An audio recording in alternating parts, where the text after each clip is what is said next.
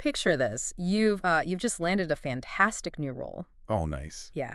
It's your very first day. You're sitting in a morning team meeting, and your brain is already working at like maximum capacity, just trying to absorb 1,000 new details, right? Mhm. Names, acronyms, all of it. Oh, I know this feeling all too well. Right. And then your manager turns to you, smiles warmly, and says, "Hey, want to introduce yourself quickly to the team?" Oh, no. Suddenly, 15 people pivot in their chairs. Oh.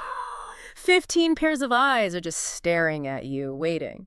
What do you say? I mean, do you freeze? Do you just ramble through your entire resume? Most people do, yeah. Or do you just like mumble your name and your new title, desperately praying for the floor to open up and swallow you whole? It is honestly a completely universal nightmare, that sudden, inescapable spotlight. Yeah. Because the pressure to sound smart and capable and, perfectly approachable, all with absolutely zero warning, it's intense. Yeah. Physiologically, your brain is treating a basic social interaction like a predator threat. Wow. Yeah. Your fight or flight response kicks in, which is the exact opposite state you want to be in when you're trying to clearly articulate your professional value. Which is precisely why this deep dive is so critical. If you're joining us today, I'm your host, and we are unpacking the absolute art of mastering the professional self-introduction. And I am your resident communications expert, here to help you navigate this. Exactly.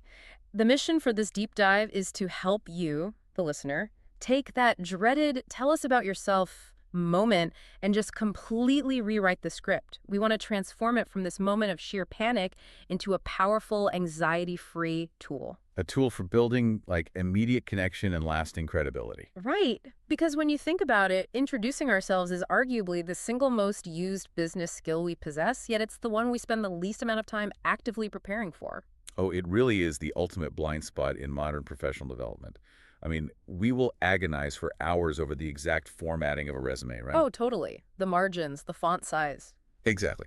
Or we'll practice a formal quarterly presentation for weeks. But we leave our fundamental introduction, the very first impression we make, to absolute chance. Yeah, we just wing it. We just wing it. And the reality of professional psychology is that how you introduce yourself in those first 30 seconds, it fundamentally anchors how people perceive your confidence, your competence, and your overall status within the group. Right. So we aren't just talking about, stating your name so people know what to call you. We're talking about constructing what we call an elevator pitch. Okay, let's pause there for a second. An elevator pitch. Yeah, an elevator pitch. Yeah. In professional terms, it's a brief, persuasive speech that you use to spark interest in what you do. It's called that because it should be short enough to deliver during a brief elevator ride. Like 30 seconds tops. Exactly. A core framework that you can seamlessly adapt across entirely different environments. Okay, so as you're listening to this right now, take a second to evaluate how you currently introduce yourself at work. What are your default phrases? Do you feel empowered by them, or do you, internally cringe just a little bit when the words leave your mouth? Most of us cringe, let's be honest. Yeah, I definitely have. But by the end of our time today, you're going to have a foolproof, adaptable template to rely on. No more phrasing. And more freezing. So to survive that 15-person stare down, you need a reliable architecture. Let's get into the anatomy of a professional introduction. According to the sources, there are 3 non-negotiable components here. Right. The WHO, the what, and the connection hook. The WHO, the what, and the connection hook. Okay, and while that 3-part structure sounds incredibly simple on paper, it is genuinely shocking how many really intelligent professionals fail right at the starting line. Because they stop at the WHO. Yes, that is the most common pitfall by far. Yeah. Stopping entirely at the WHO. They say, "Hi, I'm Lee, I'm a marketing manager," and then full stop. They just stop talking and smile awkwardly. I see this all the time. And to me, stopping at your job title is it's like handing someone a coordinate on a map. Oh, I like that analogy. Yeah, it tells them exactly where you sit in the corporate building, sure, but it gives them absolutely zero indication of your velocity. In business, people don't just want to know your category, right? They want to align themselves with your momentum. Exactly. They need your what and your hook to understand where you are going and, how fast you're moving. That is an exceptionally precise way to frame it. Because a title like marketing manager or senior analyst, it's merely an empty container. It's a category, not a value proposition. It doesn't tell me anything about what you actually do all day. Right. It doesn't tell anyone what problems you solve, how you spend your time, or most importantly, how your work impacts theirs. That is why the most effective introductions immediately bridge from the WHO to the what, and then purposely land on that third component. The connection hook. The connection hook, yes.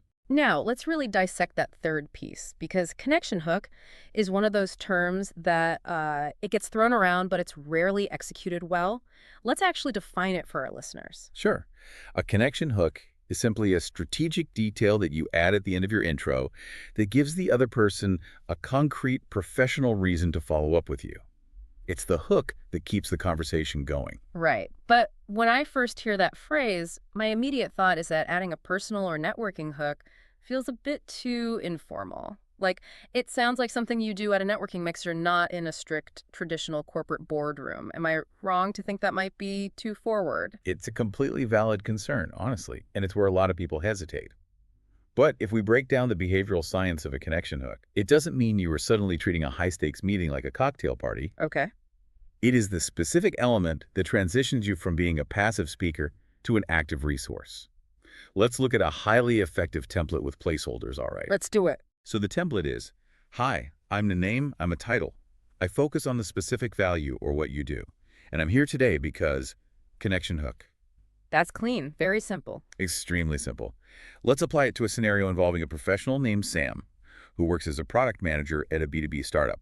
The classic onboarding scenario. Right. So Sam doesn't walk into a room and just say, hi, I'm Sam, I'm a product manager. Sam's introduction is engineered for impact. He goes, hi, I'm Sam, a product manager. I focus on B2B onboarding, specifically making the first 3 months of a new enterprise client's experience as seamless as possible. Okay, so that's the what. It clearly defines the value. Exactly. But then Sam deploys the connection hook.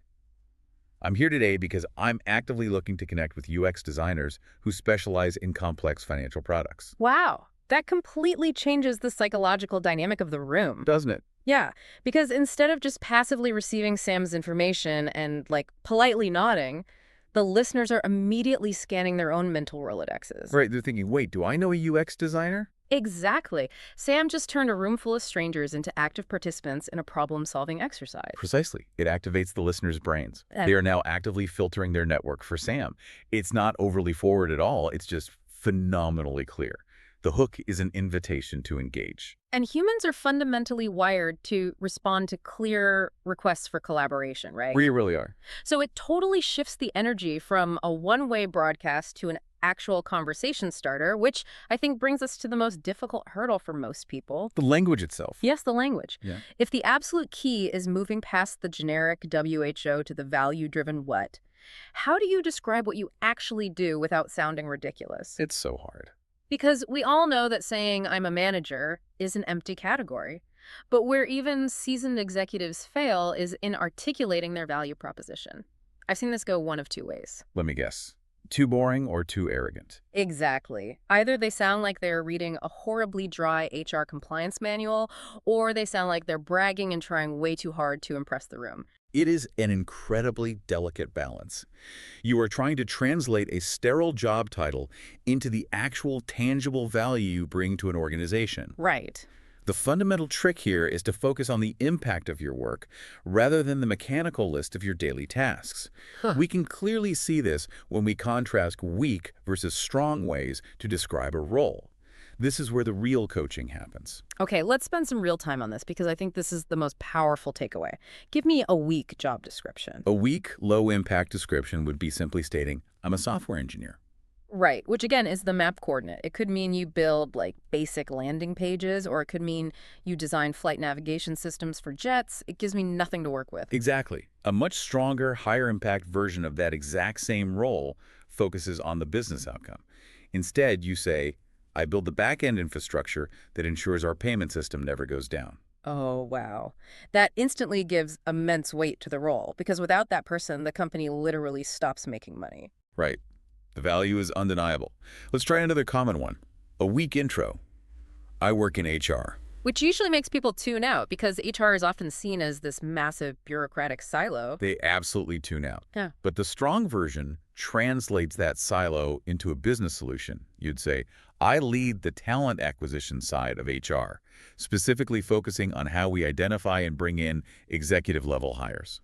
Notice the shift in perspective there. Yeah. You aren't just listing a department you belong to, you are naming the specific organizational problem that you personally solve. Exactly.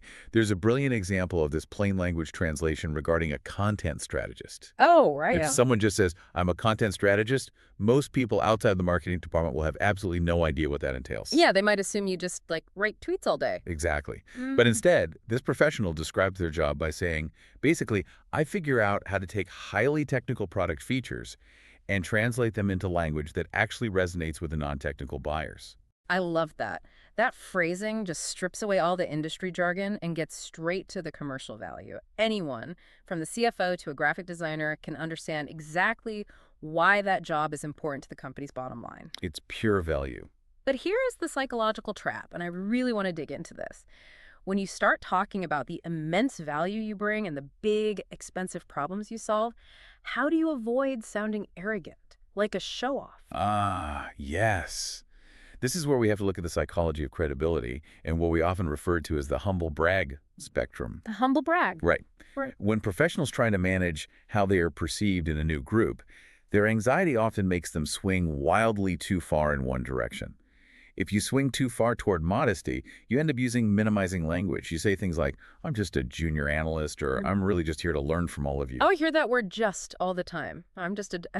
And psychologically, it feels like it completely undercuts your authority. Why do we do that? We do it to lower expectations. We're trying to avoid threatening the established hierarchy in the room. But the unintended consequence is that it signals low status. Right. It essentially tells the room that you do not value your own contribution, which forces the listeners to either dismiss you entirely or expend their own social energy to validate you. Which is exhausting for them. Exactly. Hmm. Conversely, if you swing too far the other way to compensate for, say, imposter syndrome, you become aggressive. You start listing your resume. I've won this award, and I've built this system, and I single-handedly increased revenue. Which instantly makes my skin crawl as a listener. It triggers competitive threat response, right? It feels less like an introduction and more like a challenge. It does. It violates the unwritten rules of social reciprocity. It feels competitive rather than collaborative. The middle ground, the balanced approach, is where you state the objective facts of your experience, but you immediately tie them to a forward-looking collaborative goal. Give me an example of that. Okay, for instance, you might say, I spent the last 4 years at Google working on search ranking algorithms. Now, I'm incredibly excited to bring some of that foundational thinking to a smaller, more agile team where we can have a more direct impact. Oh, that is so good. That completely neutralizes the arrogance. You established the high-level credibility, 4 years doing complex work at a major tech company, but the energy of the introduction is entirely about what you were excited to do with and for this new team. Exactly. You aren't resting on your past laurels. You are bringing tools to the shared table. Now, everything we've unpacked so far forms an excellent foundational template, but obviously you can't just memorize one script and use it indiscriminately, right? Oh, definitely not. If you use the exact same pitch at a casual mixer and a formal board meeting, you're going to sound completely tone deaf. You have to be a contextual chameleon. Without a doubt. The physical or virtual environment entirely dictates the energy, the length, and the specific details of your introduction. Let's look at 4 distinct scenarios that dictate how you should deploy this. Okay, let's break those down. Scenario 1 is the scenario we open the show with, the first day at work. Right. For a new hire on their first day, the ultimate goal is not to prove how smart you are. It's warmth and approachability. You want to signal openness because you are the new, unknown element in an already established ecosystem. Makes sense. A fantastic phrase to incorporate here is, I'm still finding my feet. It demonstrates a really confident vulnerability. There's a great case study in the sources of a finance analyst named Dana. When she introduces herself, she mentions she just joined from a rigorous consulting firm where she focused on cost reduction, so she quickly establishes her baseline credibility. Well, what? Exactly. But then she purposefully adds a highly human detail. She says, I'm also an absolute coffee fanatic, so if anyone knows the best hidden spots near the office, please let me know. That is a masterclass in the first day connection hook. Isn't it? Yes, because it gives absolutely anyone in the office, regardless of their seniority, an incredibly easy, low-stakes reason to walk up to her in the break room and initiate a conversation. It's essentially a friendship trap. I love it. Now, compare that to scenario 2. The networking event. If you ask for coffee recommendations there, you're just wasting your time, right? Totally. So. The rules shift entirely at a networking event. In that environment, official job titles are essentially meaningless currency because a director at a startup does wildly different work than a director at a Fortune 500 company. True. Here, you must lead with the problem you solve. Saying, I help mid-sized companies scale their operations is infinitely more valuable to a listener than I'm an operations manager. And your connection hook needs to be hyper-specific to the event itself, right? Exactly. What are you looking for? Who do you need to meet? State it plainly, just like Sam did when looking for UX designers. Which brings us to scenario 3, and arguably the most difficult one in the modern era. The video call or virtual meeting.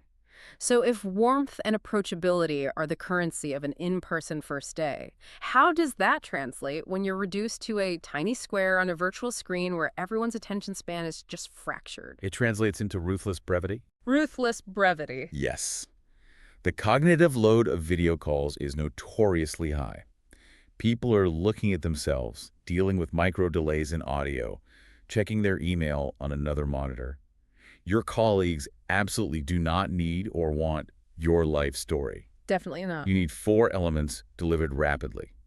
Your name, your role, your location if your team is distributed, and exactly 1 relevant detail about why you are on this specific call. A perfect example is someone saying, "Hi, I'm Priya. I'm leading the data architecture side of this project from the Singapore office. I'm looking forward to collaborating with everyone on the migration phase." Boom. Done in 7 seconds. It respects everyone's cognitive limits while firmly establishing her authority on the data side of the project. It's efficient and authoritative. Which brings us to the 4th and perhaps the most high-stakes scenario of all, the job interview. The interview. I have always found the interview setting to be a completely different animal. You can't just drop a quick hook and grab a coffee. I actually look at it as a 3-act play. Explain that. Well, it's not just a snapshot of who you are right now. It has to be a narrative arc. Specifically, it needs a past, a present, and a future. That 3-act structure is exactly how the best interviewees operate. The interview introduction is highly structured. You start by laying the foundation in the past or your background. Right, and just to define that for a second, your background refers to the past experience and education that qualifies you for what you're doing now. Exactly. So you'd say, my background is in the logistics field where I've spent over 6 years. Okay, the past. Then you bring them to your present peak. Most recently, I led a project that reduced supply chain delays by 20%. The present. And finally, you cast the future trajectory. I'm now looking for an opportunity to apply those optimization frameworks to a larger global operation, which is exactly what drew me to this role. That is so seamless. It brilliantly shows that applying for this job wasn't just like a random click on a job board. It is the logical, inevitable next step in your career story. But the tricky part is moving between those acts without sounding robotic. How do you naturally transition between the past, present, and future phases? This is where we need to look at transition language. And a transition, in this context, is simply a phrase that smoothly connects one idea to the next. The specific connective tissue of your introduction matters immensely. Okay, so what shouldn't we say? Well, instead of saying, in the past I did this, now I do this, you use seamless phrases. For example, my core background is in project management, but I've been actively moving more toward product development over the last couple of years. Moving more toward. I like that. Or, I recently transitioned from the agency side into in-house strategy. It sounds natural, like you are just chatting about your evolving interests, but strategically, you are executing a highly structured narrative pivot. You are. Let's actually test this. Oh boy. Yeah, let's do a quick role play. Put me on the spot. Yeah. Ask me to introduce myself as if we were at a regional tech networking event. Okay, let's do it. So we're standing by the buffet table. I turn to you and say, "Hey, I don't think we've met. What do you do?" Nice to meet you. I'm Alex. I specialize in predictive analytics. Basically, I help e-commerce brands figure out what their customers are going to buy before the customers even know it.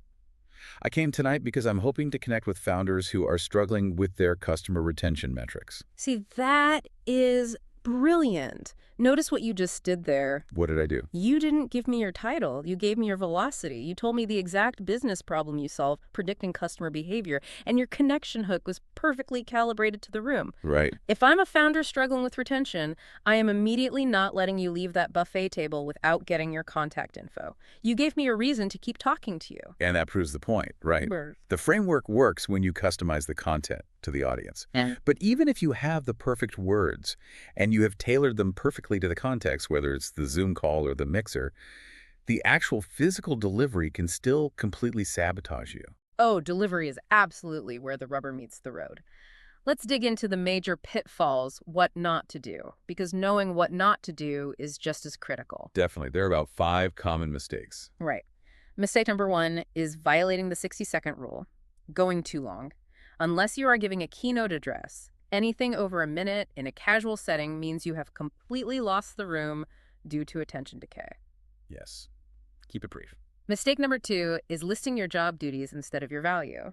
As we covered, saying, I manage spreadsheets and answer client emails is a guaranteed way to make people tune out. They will instantly tune out. Hmm. Mistake number 3 is being too modest. The bad side of the humble brag we talked about, saying you're just an analyst. Right, undercutting yourself. And mistake number 4 is having no connection hook at all. That 4th mistake creates a phenomenon we can call the sound of silence. The sound of silence. Yeah. The brain is a narrative machine. It constantly seeks closure. If you just say your name and title and suddenly stop talking, you leave the listener in a state of cognitive dissonance. You just drop it on them. Right. They are waiting for the conversational baton to be passed to them. Without a hook, a question, or a welcoming phrase, you create an incredibly awkward void where everyone just stares at you, wondering if you forgot the rest of your sentence. We have all been in those meetings. Those 3 seconds of dead air feel like 3 agonizing hours. And they really do. But I'd argue the 5th, and maybe the absolute most destructive mistake you can make overall, is sounding overly rehearsed. Without question. Yeah. When you are frantically trying to recite a mental script word for word, your physical presence changes. Oh, it does. Your eyes glaze over. Yes. You look inward to read the teleprompter in your mind. Your vocal prosody, the natural rise and fall of your voice, it goes completely flat. You stop making actual eye contact with the human beings in front of you. It's exactly like when a telemarketer calls you and they're clearly just reading a flowchart at you, regardless of how you respond. You instantly put your guard up and tune them out because it lacks genuine human warmth. Contrast that with a colleague who knows their material, but is simply inviting you into a genuine conversation. So, what does this all mean for your very next big meeting? It means that a professional introduction is meant to be a purposeful self-description, not a rigid theatrical monologue. You need to know your core framework, your WHO, your value-driven what, and your tailored hook. So implicitly well that you don't have to memorize the exact wording. You just hit the beats. You just hit those 3 strategic checkpoints naturally, adapting the tone to whoever is standing in front of you. So let's bring all of this together. The ultimate takeaway is this. You have to move past the comfort zone of just stating your name and your basic map coordinate. You must articulate the velocity and actual value you bring to the table. Yes. You need to be a chameleon, tailoring that message depending on whether you are rushing through a high cognitive load virtual call or mingling at an open-ended networking event. And most importantly, you must always leave the door open by offering a clear, engaging connection hook. And investing the time to prepare this 30-second elevator pitch does far more than just save you from the fight or flight panic of your first day. What else does it do? When you can concisely and confidently explain who you are and what you do, you're defining your own narrative. It fundamentally changes how colleagues, leadership, and potential clients perceive your credibility from the very first interaction. You aren't just the new hire. You are a seasoned professional who deeply understands their own commercial and collaborative value. I love that. You are defining the narrative before anyone else can do it for you. And that leaves us with one final, slightly provocative thought for you to mull over as we wrap up this deep dive. Let's hear it. We've spent all this time analyzing how to craft a powerful professional introduction so that others can understand your value better. But consider this psychological shift. By forcing yourself to sit down, cut the jargon, clearly articulate the specific complex problems you solve, and define the unique value you bring to a team. Does this simple 30-second exercise actually change how you view your own career trajectory? Wow, that's a great question. Right, because when you finally stop minimizing yourself by saying, I'm just a manager, and start confidently saying, I build the systems that help this company scale, you might just realize you are capable of a lot more than you initially thought. I completely agree. So how do you currently introduce yourself professionally? We want to know. Practice your 30-second intro in the comments. We'll give feedback on the first 10 that post. Definitely, we'd love to read them. And if you're new here, subscribe so you don't miss next week's deep dive. Thanks for joining us, and we'll catch you next time.